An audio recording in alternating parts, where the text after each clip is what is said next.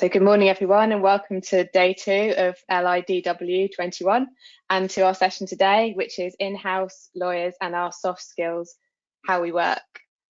So you have 4 in-house counsel, so 3 superstar in-house counsel and me. And the purpose of the session is to provide a window into the soft skills that in-house lawyers need to engage with our businesses.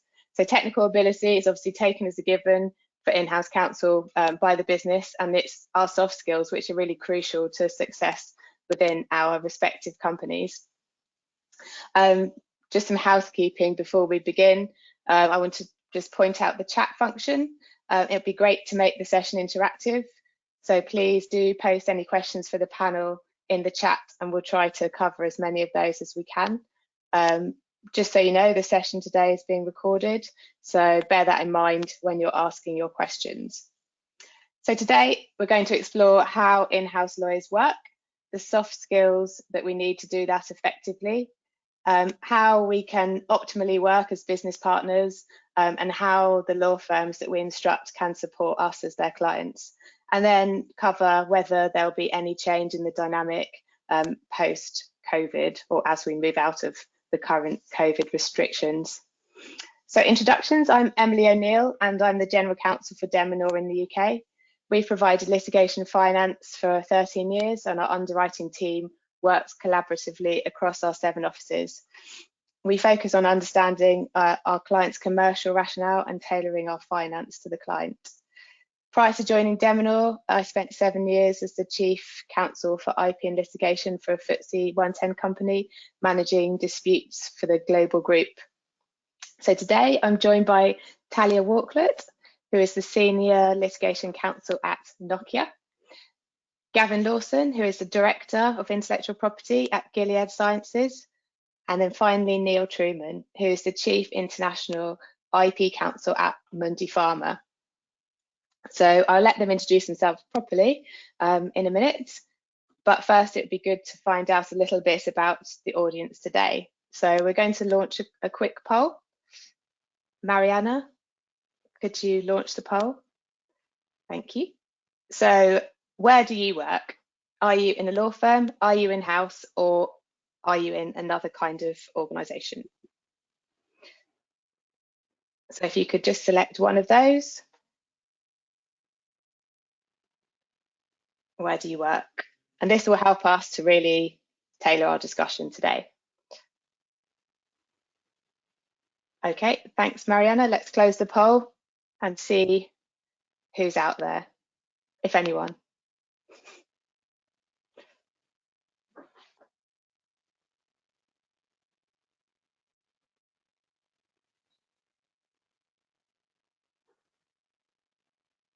Ariana, do we have the poll results?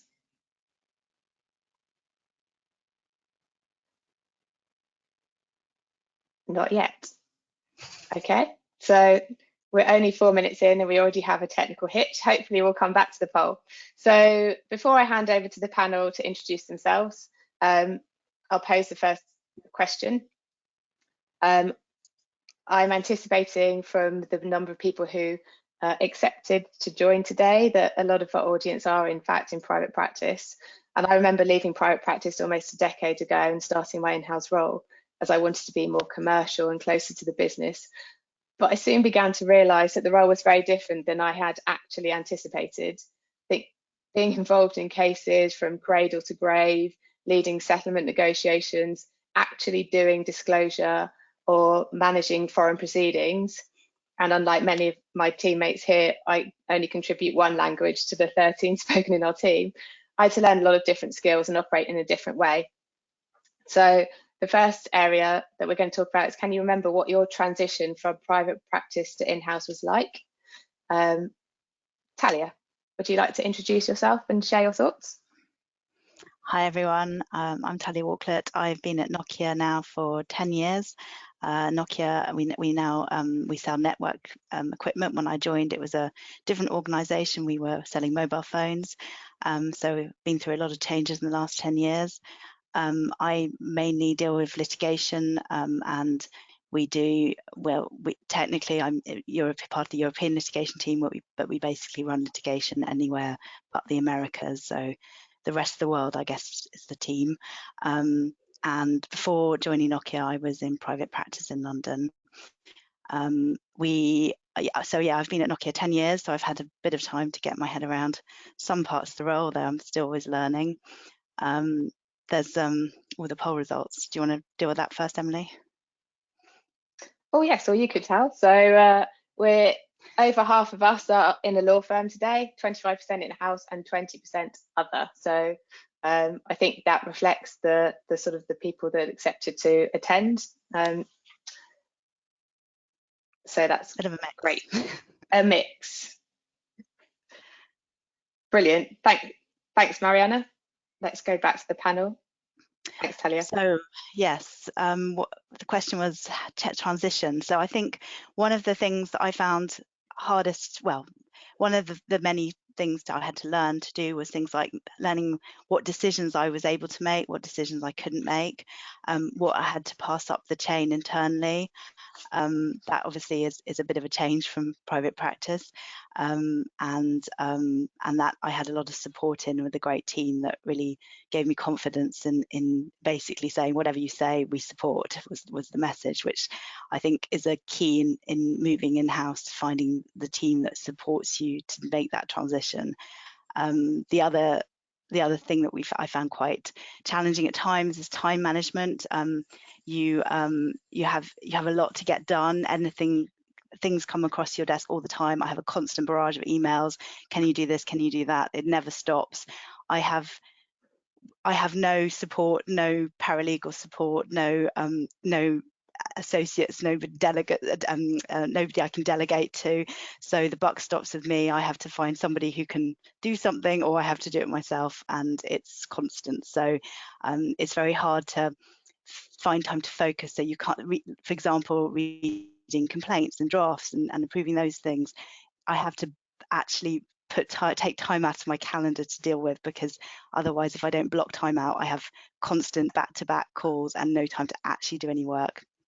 So that's the other thing that I found that I still find challenging, and that is something to learn to deal with.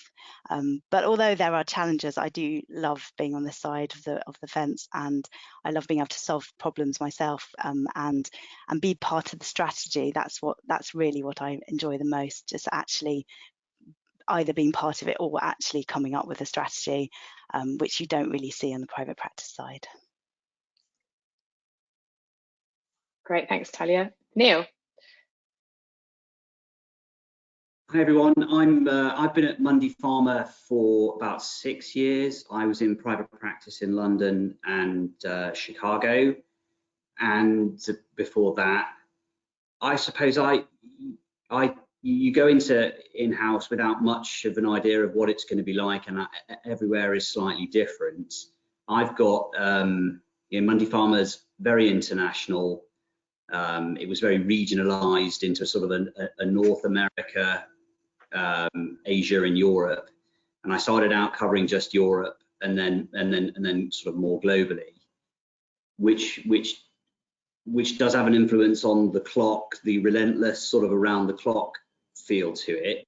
The transition I found was quite surprising. You assume that everybody's got a level of understanding about IP generally, and even at relatively high levels of the organization, you've got to be very careful what assumptions you make. And so the transition is partly about being able to take, you've been living years in an environment where everybody in the firm that you're with is just immersed in IP, and they live it day in, day out, and you're at the cutting edge. And then suddenly you move into an environment where, legal's very important, IP is very important, but it's a token within the mass of a commercial organization selling lots of things. Now we sell innovative products, but we also sell biosimilars. So there's been disputes on both sides of that, and then there's also commercial disputes that I get involved in on a more contractual basis. There's nearly always some technical part of quite a lot of disputes, and IP people make good technical analysts and therefore good litigators across different issues. So I think one of it, I came in and my immediate overkill was making things what I thought weren't complicated, but everyone else thought were complicated. You've got to simplify. You've got to be able to, we'll talk about how communication comes later, but it is about adjusting to an environment where IP is not the heart of it. You are a supporting player that can make a big difference to the organization, but you've got to know your audience, and that's just part of the knack of adjusting. Completely agree, Neil. Gavin. Thanks. Hello, everybody. My name is Gavin Lawson. I am head of international intellectual property and head of our Irish entity legal organisation. I have been in-house for 8 years now at Gilead. Before that, I was in private practice for 8 years. I think what everybody said is I completely agree with it. I think for me, the journey in-house was I think quite interesting because Gilead's quite a young organisation, so it's a pharmaceutical company for those of you that are not aware. When I joined, we had never done any litigation outside of the US. And so there was the added difficulty of, and strangely, our first patent case was actually in Norway. So there was the difficulty of actually trying to get the business to understand, that the rest of the world wasn't the United States. And so that's something that, you also have to build out trust. And I remember one of my first in-house experiences was telling senior people in the organization, the general counsel and the head of IP, that in Germany, they didn't deal with infringement and validity in the same court. And the immediate reaction from my head of IP was, okay, we need to change the German constitution. So, that's, I think, the difference that you have when you go. For me, that was a difference when you go in-house. You're expected, for me, to solve problems, and then if you can't solve them, to explain them, why you can't solve them and how you're going to deal with it. And I think that is slightly, okay, external counsel do that, but it's more of a kind of like, well, here are 3 options. Whereas I've kind of got to say, well, this is what we're going to do and this is how it's going to work. And it goes back to what Taliah said about making decisions and who makes the decisions and how they make them. And that's really important, understanding how that works internally. So they're my thoughts. I mean, I agree with that. I think that the decision-making part was a massive change for me. So I thought that I had been commercial in private practice. I thought that, I was setting out the advice for the client, but actually when it comes down to it and having to answer the question, what should we do? You need to actually have one answer, not 3. And I think for me, having outside counsel who can support that and who sort of recognise what I need to, where I need to be and where I need to get to, is really helpful. So let's move on to the communication question. I think that's one of the key 3 themes running through in-house work, and tailoring communications to the individual and the team, and even within your own legal team, can mean that people receive information in different ways. I spoke at another webinar a couple of weeks ago on risk management in litigation, and I made I think it was a mistake at the time, but now I think it might have been useful, mistake of practicing my slides on my husband, who's also an in-house counsel. And I thought they were good. I'd done it to some of our other team, some of my colleagues in Germany, liked the structure, but he didn't really appreciate the sort of first principles, building something up from the beginning to getting to a conclusion, and preferred a presentation where I got to the point straight away. I think understanding who the different people are, and particularly in a business environment where you have people from sales to the exec, and sort of trying to tailor the way that you present, picking up on Neil's point, sort of understanding where the sort of knowledge level may be in the room, and trying to sort of fill that in, and weave that into your communication is really important. So I think getting the right balance is something that in-house counsel have to learn quite quickly. Neil, I think you raised the sort of communicating point early on. How do you think about communicating effectively in your business, and what tips can you give? So the really basic one, particularly in an international entity, is write in plain English. I've got a tendency to go off into idioms and And again, spoken English as well can be really difficult for teams around the world to understand. And that's same, you know, instructing teams of external lawyers, what's in-house saying. So I've tried to become a lot cleaner in the way I speak, in terms of just clarity. What am I asking? Why am I beating around the bush? Again, I've just used an idiom, you know, just get to the point and ask what you're asking and report it. So that's the really, really basic thing. It sounds trivial, but you'd be amazed at how often people go off on tangents on trying to explain things when they just want to just tell us how bad it is if you want to say it's bad, or what the risk is. So that's that. It is the know your audience point though. Internally, the task that falls to us is to communicate quite high complexity, in fact, sometimes hideously complex points into risks and opportunities. And that's really where it comes to. Everything's seen through a commercial lens. And depending on what's happening and who you're talking to, you've got to explain it. So you might have to, I might have to explain to somebody in our supply chain why I want them to reroute their supplier or biosimilar through a particular path, because I'm worried about a particular risk in a particular country. And they need to understand why, and what is an injunction? Why might that be a problem? Why is it their problem suddenly? And why am I coming across? I've got to explain how IP fits with regulatory data protection and market exclusivity and a business case. So you're a voice in a business case discussion about an investment. Why do I think that it's got X years of life, and why have I got error bars around everything I say? Because I'm not certain, or we haven't finished the diligence. So it's all about tailoring your advice to the audience, and I'm monologuing here, but brevity is king. You know, people want punchy and clear advice, and you know, not sitting on the fence is important. So that's, you know, we could go on, and the guys will have much better and more interesting points to make, but really clarity and brevity are pretty key.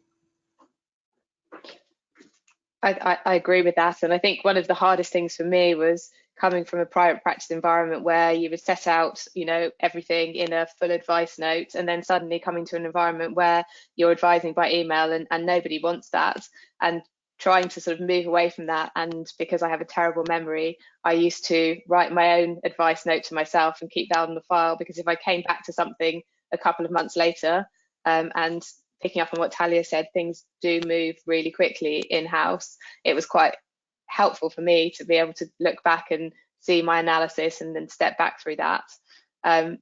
Gavin, how do you approach the communication question? I think I agree with everything that Neil said, in particular about brevity and tailoring your advice to various, you know, there are different stakeholders in the organization, and you know, the levels of knowledge. I think that's really important. I also agree. I mean, I have done a number of these panels, and every single time I say two things. I say to external counsel, you should be able to explain your advice and summarize it in top of your email in 3 sentences. And I also say you have to be responsive. And for whatever reasons, those 2 points don't seem to be getting through still, even now in 2021. But yes, I think it is all about brevity and about tailoring your advice. So I'd agree with everything that's been said so far. We'll talk about timing and timing of advice later on, but Taliah. Yeah, I agree. I have lots of thoughts that echo what Neil and Gavin were just talking about. I think my assumption is always that internally, if you kind of echoing Gavin's point, if you can't get your message across in that first paragraph and the first 2 lines, I assume that no one's going to read further. So it has to be punchy up front to make, either to get the message across, and then some people might stop reading, or others will carry on and read the detail later because I think, oh, this is actually interesting or something I need to know about. So key is upfront. Don't put the messaging at the end when no one's got that far. We used to have also a rule where, particularly made for one of our stakeholders at the time, which was the rule was 3 paragraphs, 3 sentences in each paragraph, 10 words in each sentence, and that was how you got it read. I mean, there's a little leeway there, but it just goes to show how punchy and short really works. I also learned another technique when I first joined. My boss at the time, he would have 1,000 emails in his inbox, and anytime he wanted to, anytime anything came through, I knew chances of him reading anything was slim. If you asked him if he'd read something, he'd go, "When did you send it? What was it?" And he'd search and then find it and realise he hadn't looked at it. So, and I knew that he would only look at the first line as it popped up in that unread format. So I would put anything I wanted him to look at, I would say, "This is my plan, really briefly, do you agree?" So he could easily respond yes or no, and if he didn't, I would text him. And I learned that was the other way. Internally, people don't look at emails sometimes, so a lot of the time you send an email, you think, right, I've asked the question, done, and then days later you think, oh, they never responded, and eventually I worked out that what you need to do is message them, and then they'll go, oh, what email, and then you get the response you needed, and they'll read the email and come back to you. So there's a lot of that, or even picking up the phone sometimes.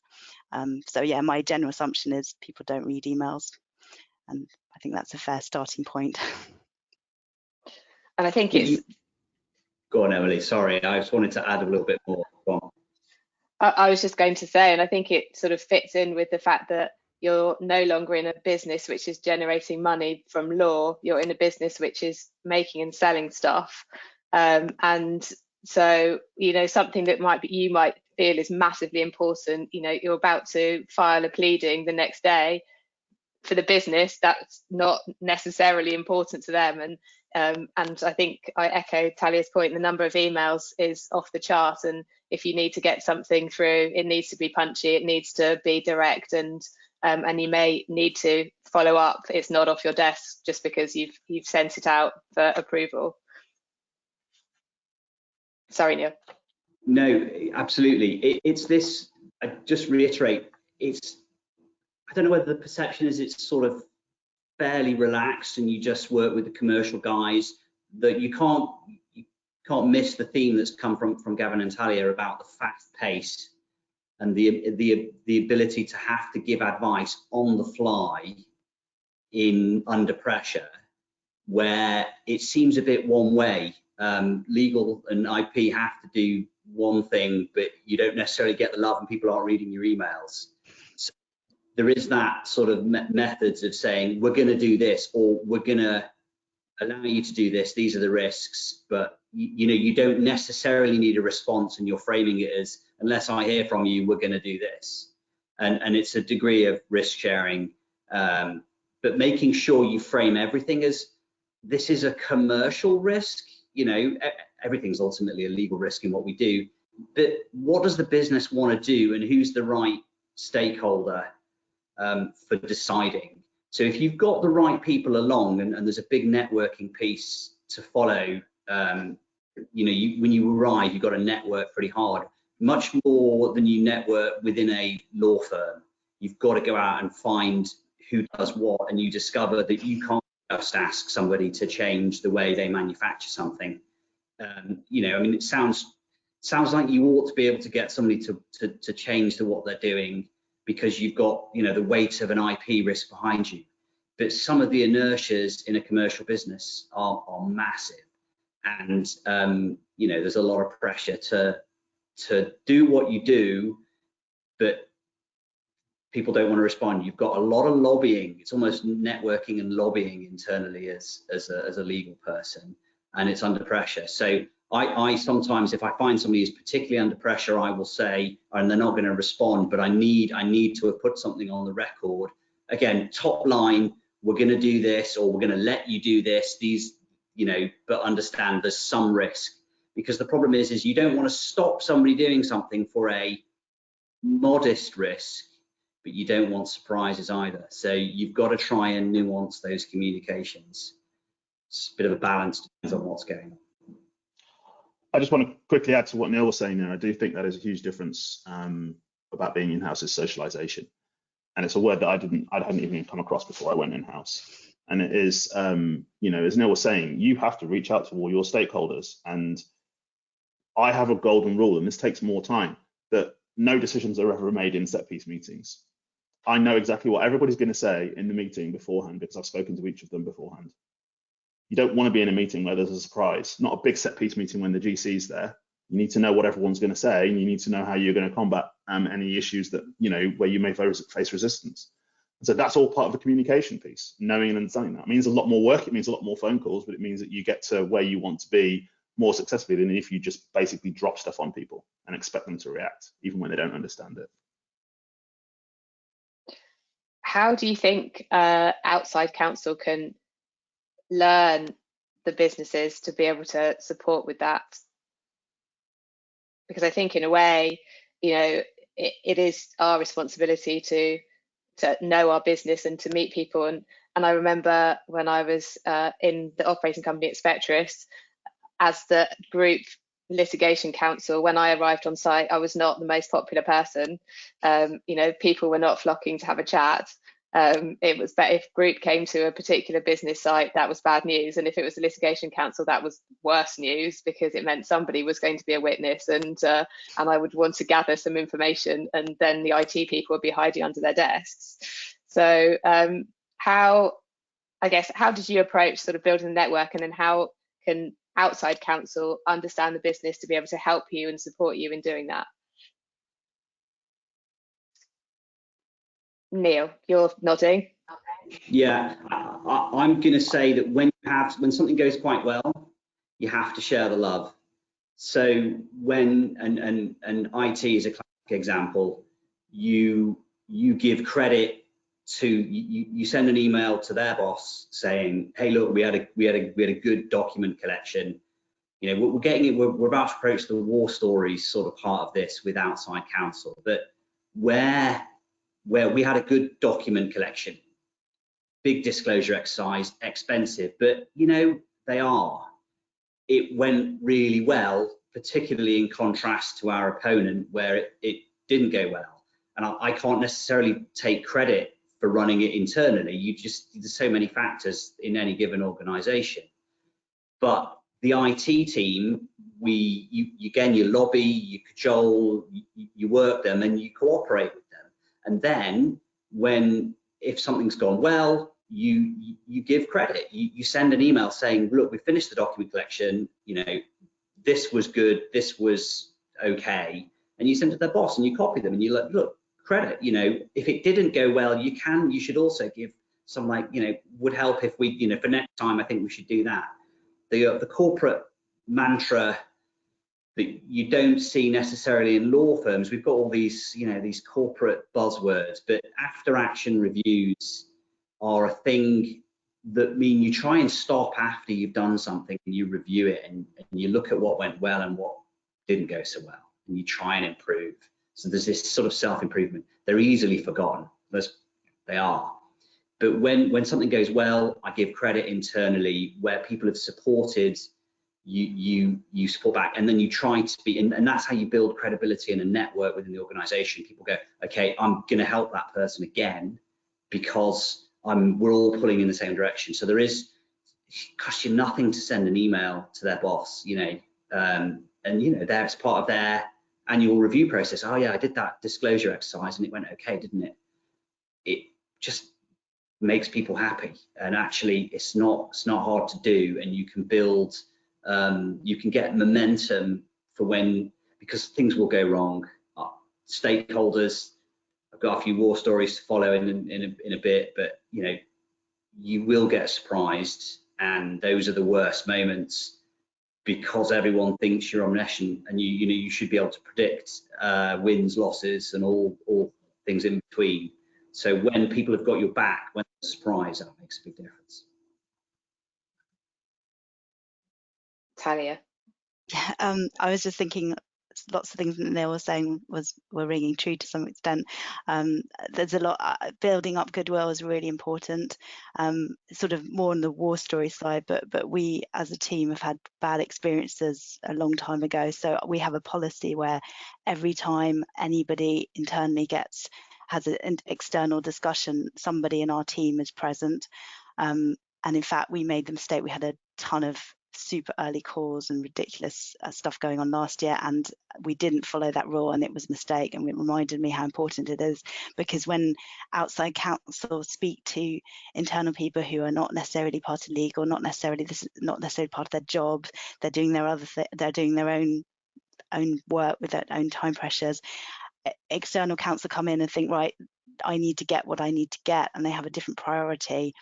And having somebody internally who understands that tension and can sort of mediate and make sure that externals are not asking too much of them and not expecting cooperation that may not be there, and also doing a bit more of a gentle approach sometimes, because it can be a bit tough going in on people occasionally, and it can put people's backs up, and then you've lost that goodwill, and then we have to work really hard to get that back and to get that support back.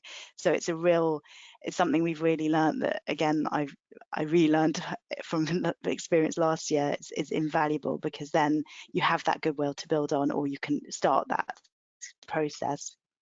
And again, thanking people, and even getting people very senior, like sort of general counsel level, CEO level, to thank for big projects. I mean, that gives so much credit to people for the support that they took their own time out of their own jobs to provide to us when they don't really have to, and it can be invaluable in the litigation world. So yeah, I think goodwill is very important internally. I mean, I 100% agree, Taliah. I had a situation where we had somebody who was a repeat witness in a number of cases, and the first case hadn't gone particularly well.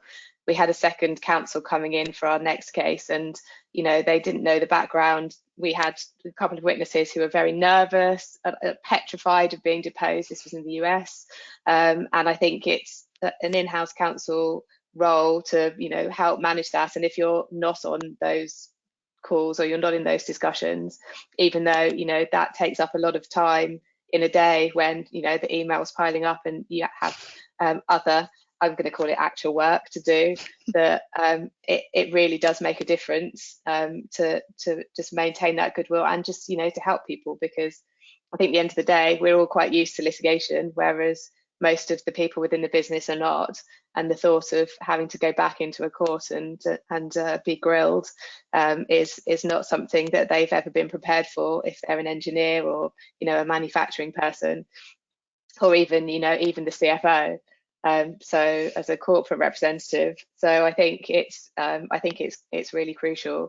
Gavin, what have you seen? Not much to add actually to all of that. It's all excellent advice. I think one of the things that I try to do is to actually, when I introduce somebody from internally in the business who I'm relying on for support to external counsel, because as you say, doing evidence gathering, I always say, oh, I work with this person, they're amazing, and this is why they're amazing, and I love working with them, etc., etc. So that right at the start of the conversation, one, that establishes their expertise with the external counsel, but at the same time it makes them feel good about what they're actually contributing to the project. Great top tip. So shall we move on to some war stories next? I think starting, I think with the engagement and who's the client. So picking up on Neil and Taliah's points, I think from outside counsel perspective, understanding who you're advising and what your role really is for that person. So yes, there are what I call mechanical tasks in terms of drafting pleadings and putting arguments together, but there are also the soft skills that you need to help support the client in the wider role. And I think Taliah's role brings me to my first war story of one particular firm who set up a call with my engineering team without me. And I managed to find out about the call and joined halfway through, and could hear advice being given as to different tasks and what they couldn't do, and what could and could not be communicated to sales, which is, you know, massive alarm bells were ringing in my ears. I think it's great that, you know, outside counsel want to support and want to, you know, help you, but help in the right way and understand who the client is and how we have to manage things internally, and make sure that you're speaking and keeping in contact with the right people. And I think, you know, providing the advice in the right way. So, you know, telling a salesperson that something is okay means that they will go that to them. That's, you know, off you go and do it. You've got sign off. Where that is not is a risk that, you know, you can't then manage and isn't a decision that should be made outside of the commercial organisation. So Neil, I think you started talking about some war stories. Hopefully we've got enough time, but would you like to share? I suppose, yeah, the being very careful with, we have to be so careful with those the reach outs to clients. We end up with the proliferation of oh, I've spoken to the lawyers, or they don't even get a mention of the lawyers, and then suddenly the people they've spoken to think they're a lawyer and they're sending out emails about infringement and validity, which is just a disaster. That's why the conversations need to be fairly controlled. It seems to, I think it arises from the assumption that you're dealing with somebody, say you're dealing with somebody in R&D, that you just assume that they're IP savvy. They're not. You know, we're controlling the information flow internally very deliberately, because outside counsel, they've got a living, breathing body that's going to help with the case.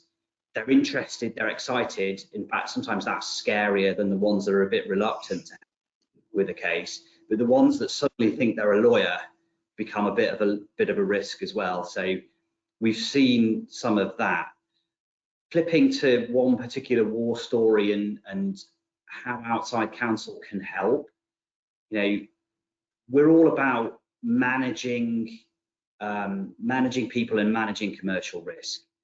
We've had a series of biosimilar launches where they've been contested and there's been risks of injunctions, and we've always tried to get the injunctions heard sooner rather than later, because a withdrawal from market is horrific. A block before you actually got stuff in pharmacies or in hospitals is much easier to manage.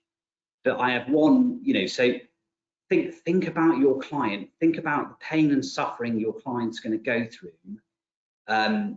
and how they manage the practical parts of the injunction. So, you know what, we all get that we're running a contested case and we might lose, and they're all in the balance.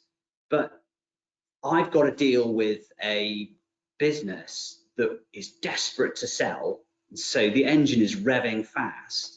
And if I get an injunction, I need to know what they can't do, and I need to know it really precisely, because they will want to do whatever they can to preserve their foothold, their toehold, their momentum for when the injunction might get lifted. So I had one example to be, you know, one, I shall not name the European country, but it was a smaller one. And on Friday afternoon, yeah, we got injunction, came back from court, took a surprisingly long amount of time to get a call in. Okay, yeah, we got injuncted. Well, what does the injunction say, and what does it mean? What do we actually have to do? I can't just take what does the words in the injunction mean and turn that into advice. I need to know, across the menu of things we can do, what can we do? And there was a very cavalier, oh, well, you got injuncted, well, there's the injunction, can't do that. But no sort of sensitivity to, like, I've got to tell people on a Friday afternoon that by Monday evening, they have got to have shut this down. So I've got to ask people to work the weekend to understand what kind of pain and suffering I've got to make my people go through, and that I'm going to get flack for, even though they knew it was a risk, still going to be painful. Don't be cavalier or a bit laissez-faire about giving negative advice. Be blunt and brutal and just tell it like it is. But there was that was the sort of the don't don't surprise me either. So the other one is oh, we thought you told us we were going to get a result from this hearing, but we didn't. So what does that mean? I've told the business we're going to get a result from this hearing. Maybe I shouldn't have done. So maybe I should have taken my in-house role and said, oh, there is some other thing that could happen. So that's on me. But you're also my partner outside counsel. We're a partnership in making this successful.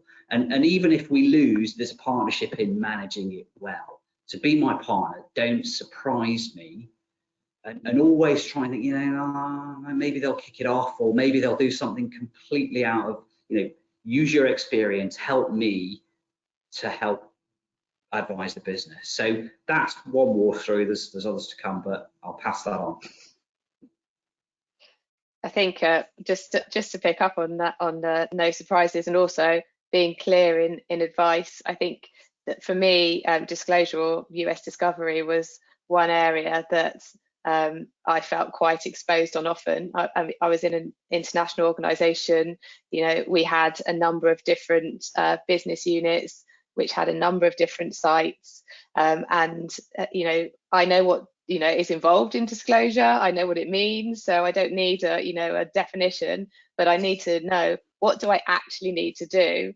Who are the categories of custodians? And then I think for outside counsel, really being conscious that it's not easy just to go back, not easy just to add people. Once you've gone, you've got your e-discovery provider, you've gone to a site, you've called people in to get their laptops, you've got their phone, they were in the field, they're not in the field, and then a week later to be told, actually, we now think we should do a wider collection, can you get these people as well, is a terrible thing to hear, and really difficult to manage internally when you're using up some business time. And also, if you're not able to really understand why there's been a change, or for your sort of partnership with outside counsel to reveal actually, why the scope is now different from a week or a month ago, that's really hard to manage. And I think having the understanding of, what we actually need to do when you say, do disclosure now, we need to get it done in the next 2 weeks or the next month. What does that mean, and how can you help make that a smooth process? Gavin, would you like to share any colour? I'm trying to think of war stories. I've been sitting here trying to think of war stories that don't automatically read onto something that people might know about. So I think I just agree with everything else that everyone's been saying. I think, yeah, no surprises. If your own assumptions about the case has changed, then please let counsel know. There could be some reason, there could be some new case that's come out, or just you've had a change of mind because you've seen a document or something. Don't sit there for 2 weeks and then kind of wait until telling us that your mind has changed, because we need to know. We need to inform people internally if things are going south or going north. So I think that's important. I think one of the things that we haven't probably touched on very much is don't give 50-50 advice. And I know that was something that we kind of there was this discussion beforehand, but it's really important. We don't pay you, thousands, perhaps millions of whatever the local currency is in order to just tell us, oh, it's all toss of a coin. I can do that. That's great. So kind of, yeah, I think those are two big issues. And I did have one other one, and I can't remember what it was. That's right. I think actually it pulls on Emily's point about you don't understand what goes on inside an organization. You may think, oh, well, it would be really nice if we could have this. That might involve 20 people, each doing 20 hours of work to do that little thing. So, think carefully about when you are actually demanding something from the business. You might be thinking, oh, this is, well, there's surely somebody that does this. I mean, I can remember until recently, Gilead didn't have profit and loss accounts for each of its national businesses. It was just the accounting was done in a different way. So actually having a P&L for one of our actual businesses, that would involve somebody, the people in the accounting going away and actually making it from scratch. It's not something you're going to know because you're thinking, okay, that's really obvious and they're bound to have this. So, just simple things like that, a little request from you could be 400, 500, 600 man hours of work internally just to produce a even one-page document. So think carefully about what you want. And if you do think it's going to cause disruption internally, ask us early so that we have time to go around to the people internally and say, yeah, I'm about to ruin your day for the next 3 weeks. This is why. And say that we've got time to do it. And I think that's actually quite important. I pick up on the 50-50. I think also going the other way from a funding point of view, you know, it's I think it's known that funders like to see at least 60% likelihood of success. So coming with a QC opinion that says 60% likelihood of success, when actually, you know, you read the content and it's not a likelihood of success in a litigation, it's in a negotiation, or, you know, it's not really well founded, or you haven't found the right external expert, doesn't help build the trust. I think, you know, it's all about building trust and really having confidence that the outside counsel are supporting you, as well as doing their job. And I think the second point on Gavin's points around the amount of work, I think it's also the business investment.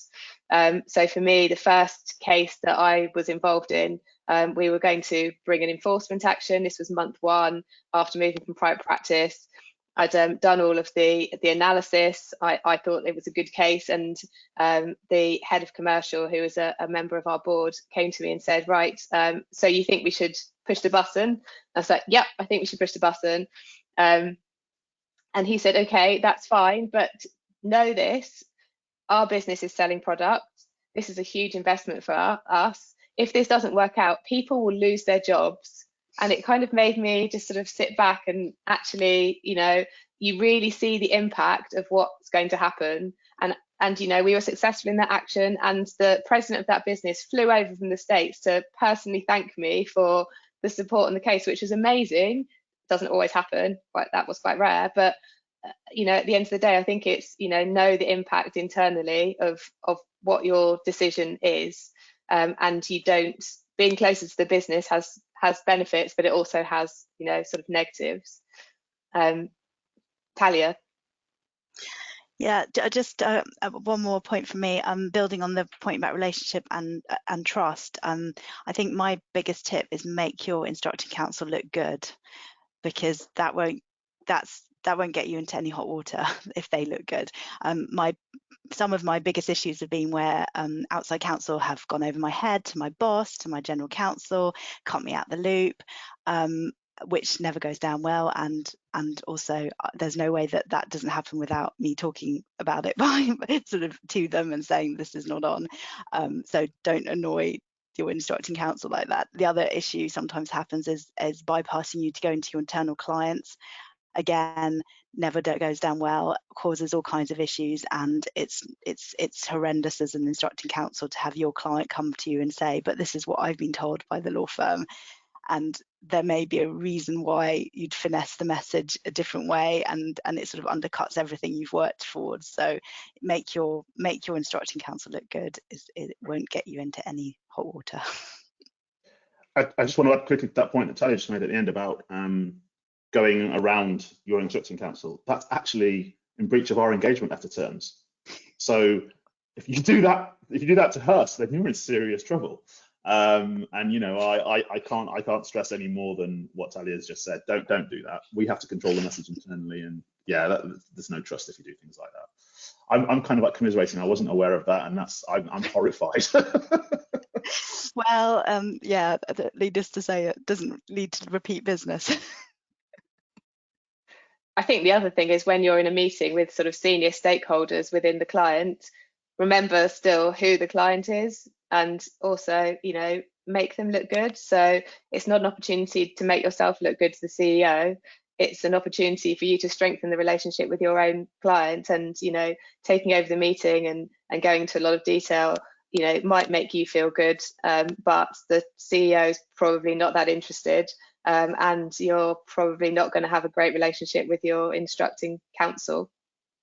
So I think the last point that we were going to cover is time, and we talked at the beginning, Taliah in particular, around the fast pace, and Gavin, of in-house and blocking out time to do actual work. I think decisions and instructions and discussions move very quickly. There is a lot of email traffic, a lot of things happen, and trying to, you know, make time for detailed work is really difficult. I always sort of joke internally, both here and at Spectris, that when I was in private practice, I used to sometimes just have thinking time. I just sit there and think about a case. I don't have time to do that now. That's you know, multitasking while you're doing something else, you know, in the back of your mind. And I think you know, the pressures are different. Business is global, so I used to have calls with my team in China first thing in the morning, then you know, Europe in the middle of the day, and then the US would come online at the end of the day. And when I got back to my desk in the morning, there would be, you know, 100 emails that have come in overnight, and that would need to be looked at, and it continues. It'd be good to just go around the panel now and just talk about how do you manage time, and what does timely advice look like? Is it that you need the advice yesterday, or is it that it's, for me, sometimes it's helpful if outside counsel understand what's happening in the business. If I've asked for some advice, but we've got, you know, a big announcement that's coming at the end of the week, probably, you know, coming backwards and forwards and trying to take up some internal time to get the advice done that week is not going to be high on the organisation's priority. How can outside counsel understand what, you know, what timely advice is, and how do you manage your own time? So there's two questions. Gavin.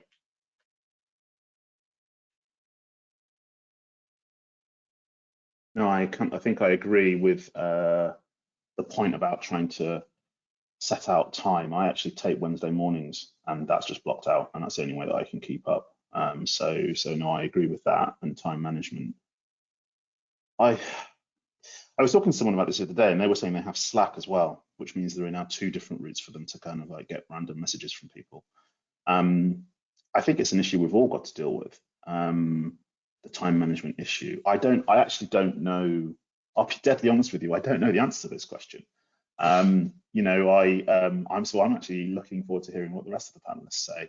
But yeah, I think the thing that has worked for me, certainly since the turn of the year, is actually just trying to put some time aside to deal with things in a block, and I think that's the thing that I'm doing. So no, I will hand over to the rest of the panel, I think, and see what they say. Well, I don't actually have a better answer in some ways. I try. The week ahead, I'll look at my calendar and I'll think, right, I can see that this is going to be a busy day. I'll block in the time because I know I'm going to have to do this task, and I'll block it in. But inevitably, someone either tries to organize a call and I have to give up the time, or something else comes in and I give up the time doing that other job, because a lot of the time I'm halfway through doing something and then I have to drop it, and it gets to the end of the day and I see this half drafted email that I never actually sent. Sometimes I have to almost start drafting them so that I don't forget to do that, because I need to do that today, and if it's not open, it may have gone. I have endless to-do lists that I have to then ignore because other things come in and they get too complicated. So I don't really have an answer either. There's too much, and yeah, I mean, all you can do is try and block out your time and try and at least be aware of that. But I don't think there's an answer, unfortunately, that I know of. I'm very, just in terms of practical things for outside counsel as well, I'm very happy to get the letter from the opponent as soon as it arrives with a with a tiny summary of what's in it and whether I need to think about it and whether you'll get back to me, because that makes me just know that there's something going on, and I can sort of ponder on it a little bit. I agree, it's very difficult to get time to think about the case, and I often find I'm sort of daydreaming about it when I'm running or exercising, and that's actually a bit of mental space time to think about the bigger picture of a given dispute. But I don't like surprises that come in. Oh, we've got, you know, we've sat on this for a week because we've been thinking about how you ought to respond, how we ought to respond. Rather just get the notice that there's something live, but you'll get back to me on what you think the appropriate outcome's going to be. We've all got that challenge of managing time. I'm like Gavin. I try and use Wednesday morning. I don't know why it's the middle of the week. Just try and carve out a bit of time but same as Taliah, it gets interrupted. I try and in a COVID world, two things. One, in theory, you've got more time. My commute's gone down, but you've got to work harder to do the calls. The networking and the keeping up with people is harder. So that takes more time. Being in the office was great because then you would just see people and you'd get a bit of water cooler update, which could save you enormous amounts of time, and you could mention something that didn't warrant a call, but is just a small point that you wanted to make. So the new world requires more networking, and in some ways is more time consuming, but then there's also that massive flexibility, which is brilliant to do stuff. But sometimes you've just got to escape the emails, and it's really tough. I just wondered if there were any questions. There's some in-houses on the call, and there's also some, and mostly outside counsel, but are there any questions we can answer? I mean, I'll pass it straight on to Emily, but just wondered if anyone had anything, because I can't see any chats, but we're obviously, ask us any. Well, we've got the voice of Mariana, who just to say thank you for setting this up for us. No questions so far. So I think perhaps we kind of wrap up. Thank you to the panel, and I think those were all good war stories. Closing out the time management, I too struggle. Block time out, that gets moved, that gets overridden. I've tried to adopt a bit of lean approaches to our team. So we have a daily stand up for 10 minutes where we just focus on one thing that we've done, one thing that we're going to do. And I think that helps me to sort of be a little bit accountable in terms of managing myself, because when something shiny and new comes in, it's easy to get sidetracked, and then the difficult thing that you have to do in the day gets done later. I think also receiving emails late at night, everyone's working flexibly and working in different time zones. It's down to your own discipline to not reply, or to reply in your own sort of time scale. So I don't have a great answer there either, and I think it's something everyone's grappling with. But hopefully the discussion today has been helpful. I think it's been great to share some thoughts for myself with the panel, and I would say thank you very much, Gavin, Taliah and Neil. Good discussion. Hopefully that's given you an insight into our world, and enjoy the rest of the conference. Thanks everyone. Bye. Thanks a lot. Bye. Thanks. Bye.